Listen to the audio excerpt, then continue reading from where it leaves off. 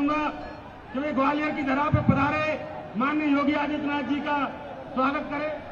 आदरणीय जिलाध्यक्ष अभय चौधरी जी,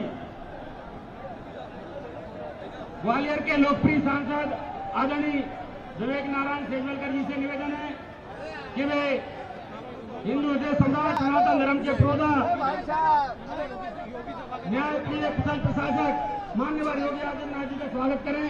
हमारे लोकप्रिय प्रत्याशी आदरणीय नारायण सिंह कुशवाहा जी, श्रीमती माया सिंह मामी जी और भारतीय जनता पार्टी के वरिष्ठ नेता महाराष्ट्र के शहर प्रभारी आदरणीय जयवान सिंह पवैया जी से निवेदन है कि वे आदरणीय योगी आदित्यनाथ जी का स्वागत करें, वंदन करें, अभिनंदन करें। हमारे लोकप्रिय प्रत्याशी आदरणीय नारायण सिंह कुशवाहा जी, 17 ग्वालियर दक्षिण विधानसभा। हमारे लोकप्रिय प्रत्याशी श्रीमती माया सिंह मामी जी, आदरणीय ग्वालियर 16 ग्वालियर पूर्व विधानसभा। अब मैं आदरणीय मामी जी से निवेदन करूंगा कि वे आए और सभा को संबोधित करें। आदरणीय मामी जी।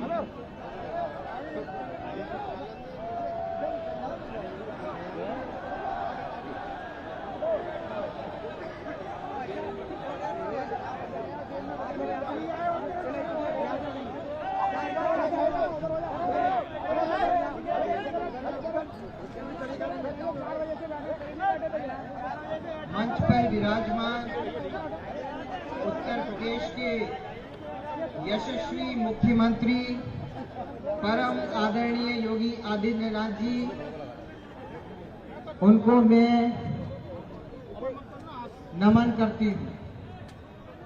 साथ ही मंच पर विराजमान पार्टी के सम्माननीय वरिष्ठ नेतागण, सम्माननीय कार्यकर्ता बंधुओं और यहाँ उपस्थित भाइयों एवं बहनों तथा मीडिया के बंधुओं का मैं हार्दिक स्वागत करती हूँ, अभिनंदन करती हूँ। आज ग्वालियर में पधारे आदरणीय योगी जी का इस क्षेत्र की जनता की ओर से स्वागत करती हूँ। मेरा यह भी सौभाग्य रहा है कि संसद में आपके प्रभावशाली व्यक्तित्व का सानिध्य भी प्राप्त हुआ। आपका जीवन एवं व्यक्तित्व हम सब के लिए प्रेरणादायी है। सभी आदरणीय योगी जी को सुनना चाहते हैं, इस कारण मैं स्वयं अधिक न बोलते हुए आप सबसे ये निवेदन करती हूँ कि आप सब आने वाली 17 तारीख को भारतीय जनता पार्टी के चुनाव चिन्ह कमल के फूल पर अधिक से अधिक मतदान कर हम सभी को आशीर्वाद दें एवं प्रदेश व केंद्र सरकार को शक्ति प्रदान करें। मेरा आपसे यह वादा है कि मैं आपके लिए सदैव समर्पित भाव से काम करूंगी। जय हिंद। धन्यवाद।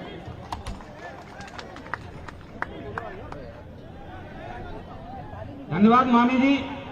अब मैं 17 ग्वालियर दक्षिण विधानसभा के लोकप्रिय प्रत्याशी आदरणीय नारायण सिंह कुशवाहा जी से निवेदन करूंगा कि यहाँ और हम सबको संबोधित करें। आदरणीय नारायण सिंह भाई साहब।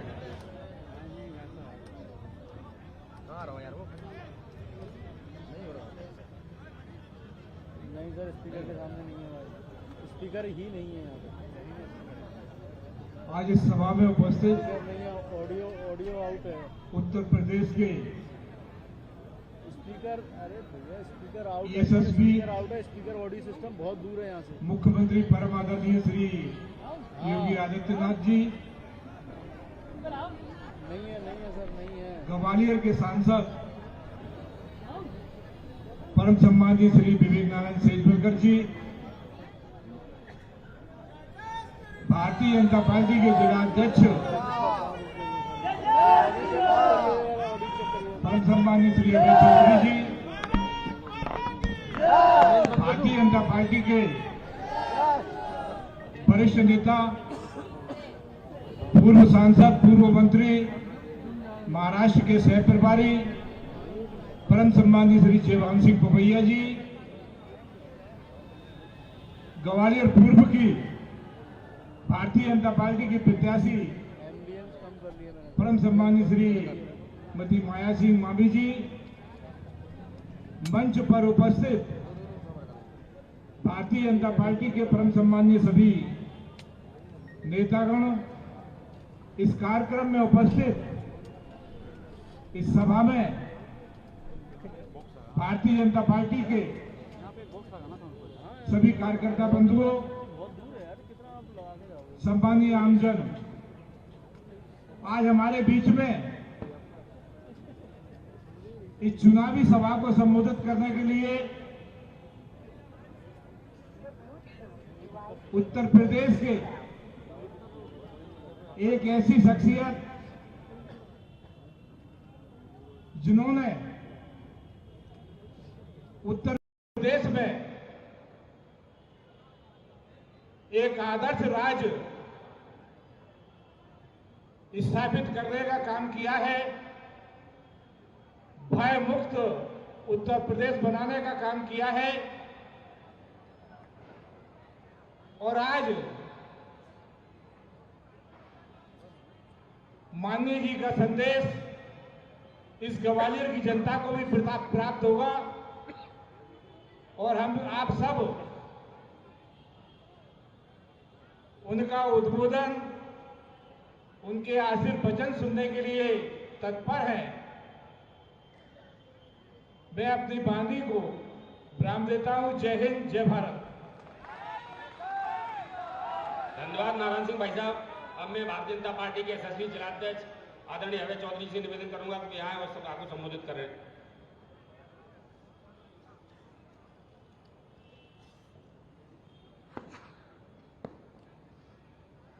आज की सभा में पधारे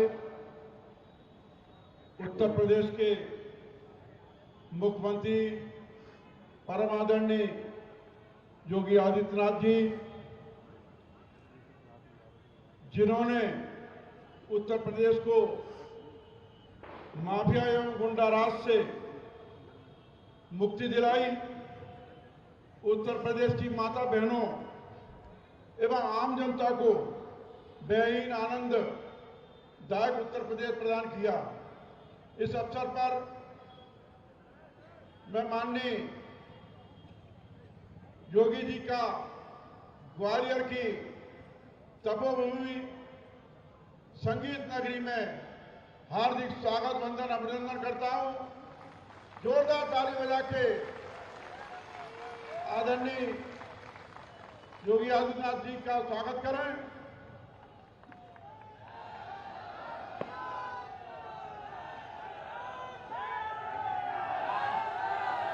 500 वर्षों के बाद माननीय के राज में राम मंदिर का निर्माण लगभग पूरा हो गया है और हम लोग सब दर्शन करने रामलला के जाएंगे। इस अवसर पर मैं पुनः एक बार उनका स्वागत, अभिनंदन, वंदन करता हूं और आप लोगों से अपील करता हूं 17 तारीख को सुबह 7 से 6 बजे तक वोट करने जाएं और भारतीय जनता पार्टी को कृपा करके वोट दें। बहुत बहुत धन्यवाद। भारत माता की जय। अब मैं आमंत्रित कर रहा हूं भारतीय राजनीति के देदीप्यमान नक्षत्र, मैं 2 पंक्तियों से उन्हें बुलाऊं कि जब जब होए धर्म की हानि, बाढ़े असुर अधम अभिमानी, तब तब प्रभु धरे विविध शरीरा, हराए कृपा निधि सज्जन पीरा।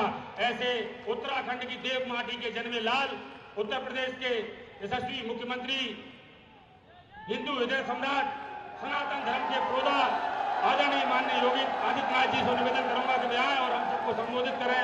आदरणीय योगी आदित्यनाथ जी।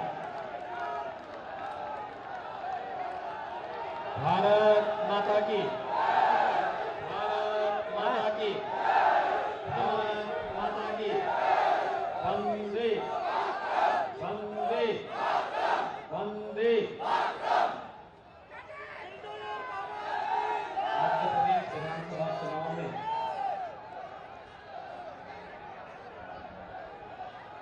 ग्वालियर के विभिन्न विधानसभा सीटों पर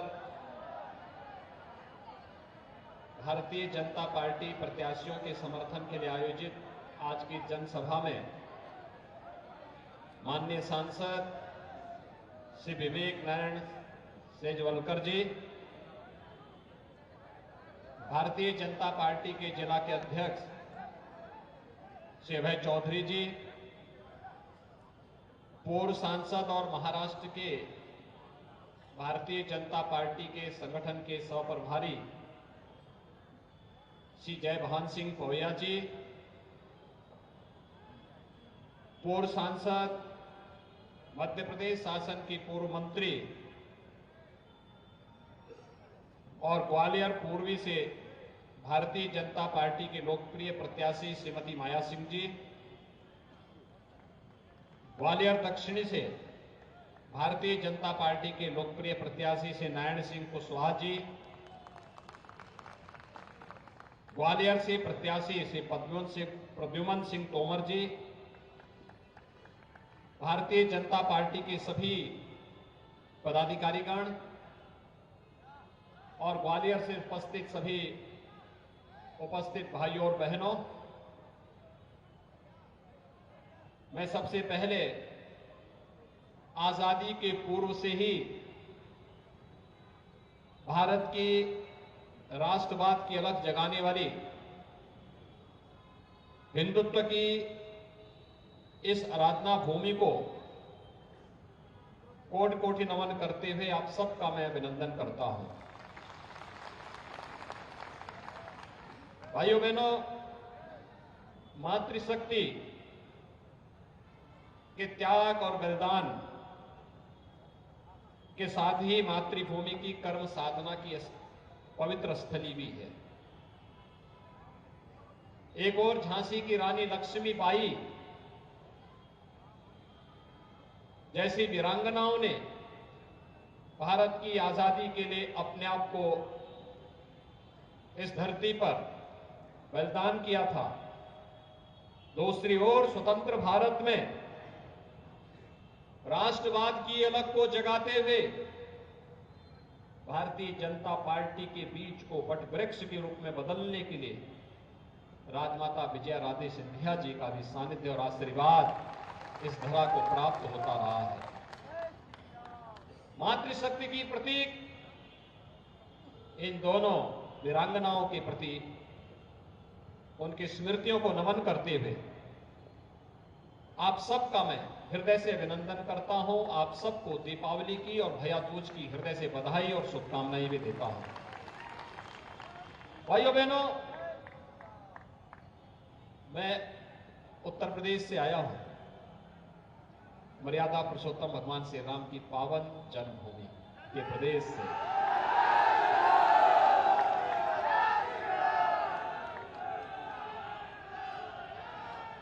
जब राम जन्मभूमि आंदोलन की बात आती है तो राजमाता विजया राजे सिंधिया जी का स्मरण होता है। कोई आंदोलन, कोई अभियान ऐसा नहीं था जिसमें उनकी सक्रिय सहभागिता न रही हो। और भाइयों बहनों, यही नहीं,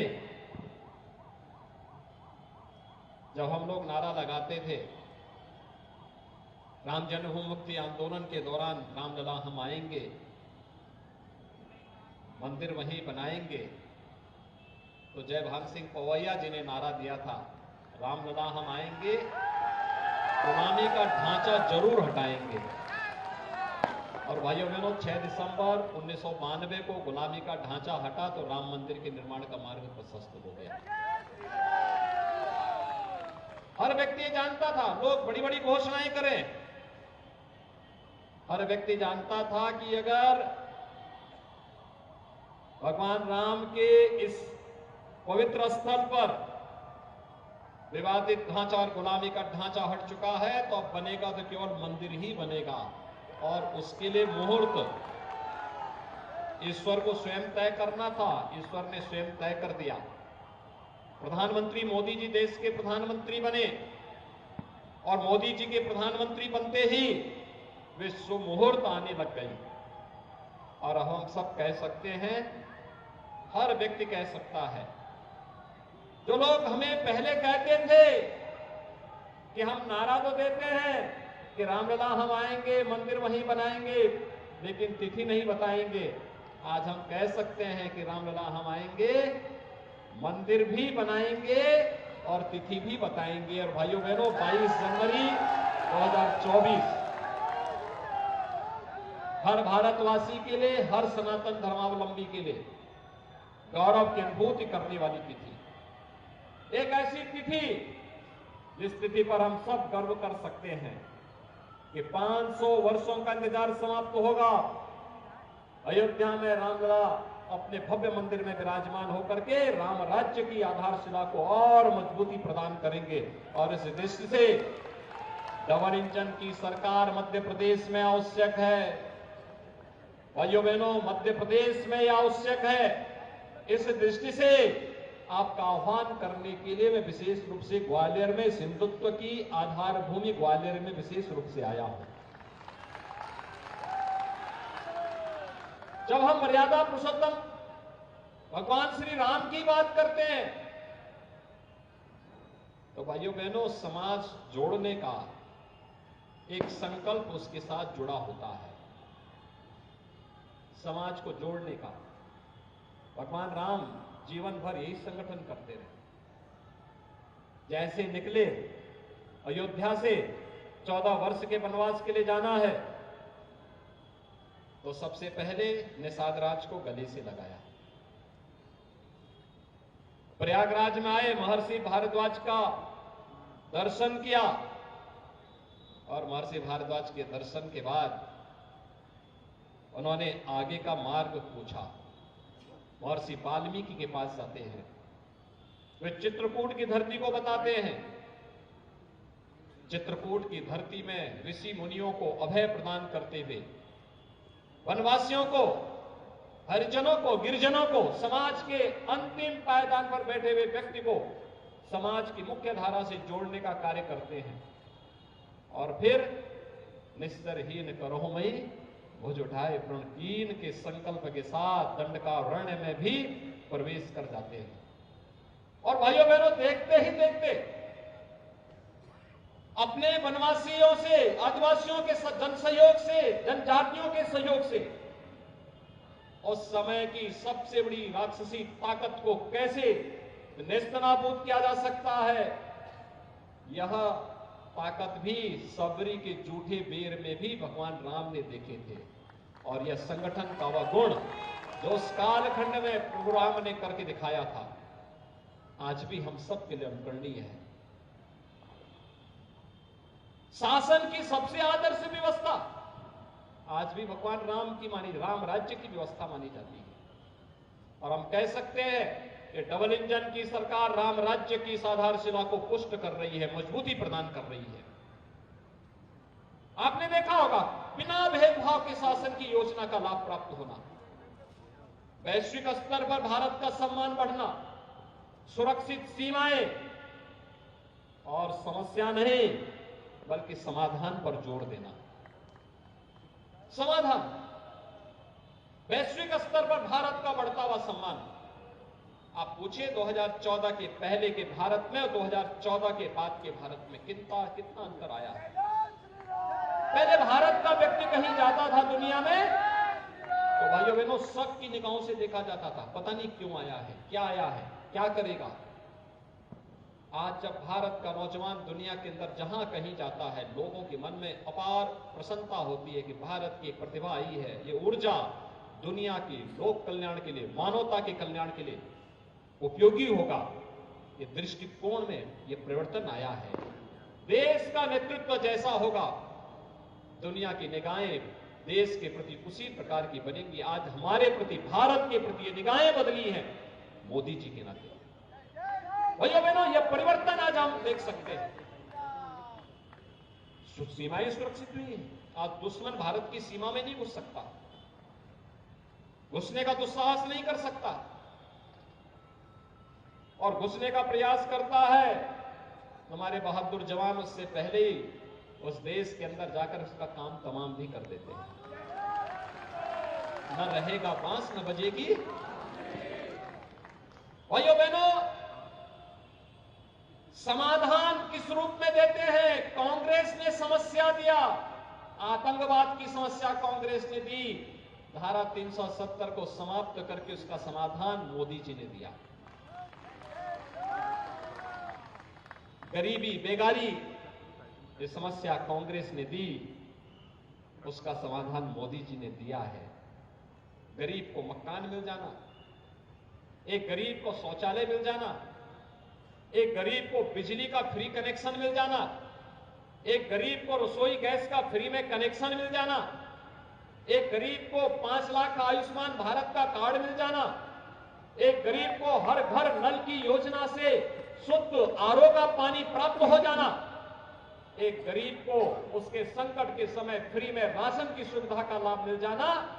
भाइयों बहनों, यही है सबका साथ और सबका विकास।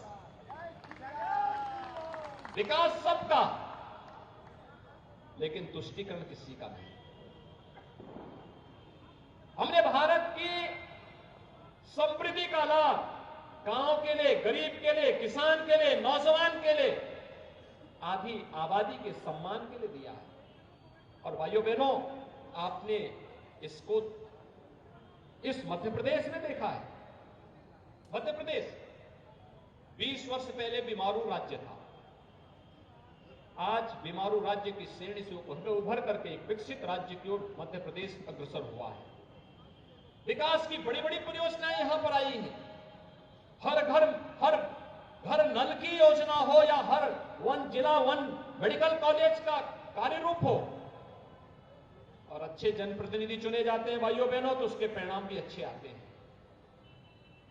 श्रीमती माया सिंह जी मध्य प्रदेश सरकार में मंत्री के रूप में जब उन्होंने कार्य प्रारंभ किया, यहां के विकास के लिए नई नई कार्य योजना को लेकर के उन्होंने उसको क्रियान्वित भी किया, उसको आगे बढ़ाने का काम किया। विकास कैसे होना चाहिए? एक सांसद के रूप में, एक जनप्रतिनिधि के रूप में, सरकार के एक मंत्री के रूप में, आज वह हमें साकार रूप से देखने को मिलता है।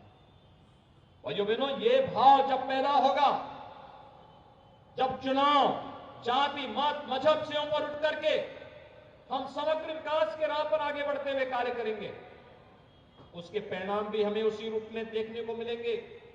और उसी संकल्प के साथ आगे बढ़ने के लिए हम लोग आए हैं। डबल इंजन सरकार का लाभ कैसे प्राप्त होता है भाइयों बहनों? ये देश के अंदर आस्था को मिलना सम्मान के रूप में हम देख सकते हैं। कितना सम्मान है मुझे बताइए। काशी विश्वनाथ धाम, काशी विश्वनाथ धाम क्या कांग्रेस बना पाती? क्या अयोध्या में राम मंदिर की समस्या का समाधान कांग्रेस कर पाती? उन्होंने तो समस्या दी थी, समाधान डबल इंजन सरकार ने दिया है। महाकाल का महालोक क्या कांग्रेस दे पाती, अनुभूति करा पाती? भाइयों बहनों, वह नहीं करा पाती। यह तो केवल डबल इंजन की भाजपा की सरकार ही कर पाएगी, और डबल इंजन की सरकार के लिए ही, क्योंकि हम लोग तो एक संकल्प के साथ करते हैं, और वो संकल्प होता है परित्राणाय साधूनाम विनाशाय च दुष्कृताम। सज्जनों का संरक्षण करना है, हर हाल में उन्हें सुरक्षा प्रदान करनी है, और दुष्ट प्रवृत्ति जहां कहीं खड़े होंगे, वह आतंकवाद के रूप में हो, नक्सलवाद के रूप में हो, माफियावाद के रूप में हो, उसके खिलाफ उतनी कठोरता पूर्वक व्यवहार करके लोगों को अभय दान भी देना है। और भाइयों बहनों, इसी संकल्प के साथ आज डबल इंजन की सरकार भारतीय जनता पार्टी की उत्तर प्रदेश में भी और मध्य प्रदेश में भी कार्य कर रही है। और यही कारण है, यही संकल्प का परिणाम है। मध्य प्रदेश शिवराज सिंह चौहान जी के नेतृत्व में कृषि विकास की दर में देश के अंदर अग्रणी राज्यों में है। बीमारू राज्य के कलंक से उभर करके आज एक विकसित राज्य के रूप में अपना एक स्थान बना रहा है। और भाइयों बहनों, यही नहीं, आज यहां पर आधुनिक इंफ्रास्ट्रक्चर के लिए भी मध्य प्रदेश जाना जा रहा है। और उन्हीं संकल्पों के साथ आज आपको जोड़ने के लिए हम लोग आए हैं। भारतीय जनता पार्टी ने ग्वालियर में 3 योग्यतम प्रत्याशी आपके बीच में दिए हैं। श्रीमती माया सिंह जी का अनुभव, उनका कार्य आपने देखा है। वे भारतीय जनता पार्टी ग्वालियर पूर्वी से आपके प्रत्याशी के रूप में आपके बीच में है। भाइयों बहनों, भारतीय जनता पार्टी ने श्री नारायण सिंह कुशवाहा जी को ग्वालियर दक्षिण से अपना प्रत्याशी बनाया है, और प्रद्युमन सिंह तोमर जी जो मध्य प्रदेश सरकार के मंत्री हैं, ग्वालियर 15 से, वे भारतीय जनता पार्टी के प्रत्याशी के रूप में आपके बीच में हैं। और इसलिए मेरी आप सबसे विनम्र अपील होगी कि डबल इंजन की सरकार है, डबल स्पीड से काम करती है, बुलेट ट्रेन जैसी काम करती है। अभी हम लोग आ रहे थे, देख रहे थे ग्वालियर का जो एयरपोर्ट है, सिविल टर्मिनल कितना भव्य और कितना बड़ा बन रहा है, ग्वालियर जैसा बन रहा है। एक समय में 1500 पैसेंजर वहां बैठ सकते हैं। ग्वालियर की कनेक्टिविटी, इंटरनेशनल कनेक्टिविटी होगी। ग्वालियर देश और दुनिया से जुड़ेगा। याद करिए, वे सपने साकार हो रहे हैं। हम लोग रामायण में पढ़ते थे, भगवान राम पुष्पक विमान से अयोध्या वापस आए थे, और आज तो हर व्यक्ति को पुष्पक विमान में बैठने का अवसर मिल रहा है जब प्रधानमंत्री जी ने उड़ान योजना चालू की। यानी हवाई चप्पल पहनने वाला भी हवाई जहाज की यात्रा कर सकता है। ये सपना साकार हुआ ना। आजादी के 70 वर्षों में नहीं हो पाया था, लेकिन जब ये देश अपनी आजादी का अमृत महोत्सव मना रहा था, तब ये सपना साकार भी हो रहा था। और इस सपने को साकार होते हुए हम सब ने देखा है। भाइयों बहनों, मैं भी दीपोत्सव में अयोध्या में था। क्या उत्साह है लोगों के बीच में। हर व्यक्ति, हर साधु संत, हर पूज्य धर्माचार्य एक संकल्प के साथ हमारा जन्म और जीवन धन्य हो गया। 500 वर्षों के संघर्ष के परिणाम को अपनी आंखों से हम देख रहे हैं। अयोध्या में रामलला फिर से विराजमान हो रहे हैं, अपने भव्य मंदिर में विराजमान होंगे। और भाइयों बहनों, इसी के लिए मैं आया हूं आपके पास। आप तीनों प्रत्याशी यहां से जीतेंगे, हमारे माया सिंह जी, प्रद्युमन सिंह तोमर जी और नारायण सिंह कुशवाहा जी। तो आपको भी, इनको आप भोपाल भेजिए और ये वापस आकर के आपको अयोध्या धाम का दर्शन 22 जनवरी के बाद करवाने के संकल्प के साथ कार्य करेंगे। सभी लोग सहमत हैं? सभी लोग सहमत हैं? सभी लोग सहमत हैं? तो भाइयों बहनों, मेरे साथ आप सभी लोग बोलिए, कहां तक मेरी आवाज जा रही है? दोनों हाथ उठा करके, दोनों हाथ उठा करके मेरे साथ बोलेंगे, भारत माता की, भारत माता की, भारत माता की जय श्री राम, जय श्री राम, जय जय श्री राम।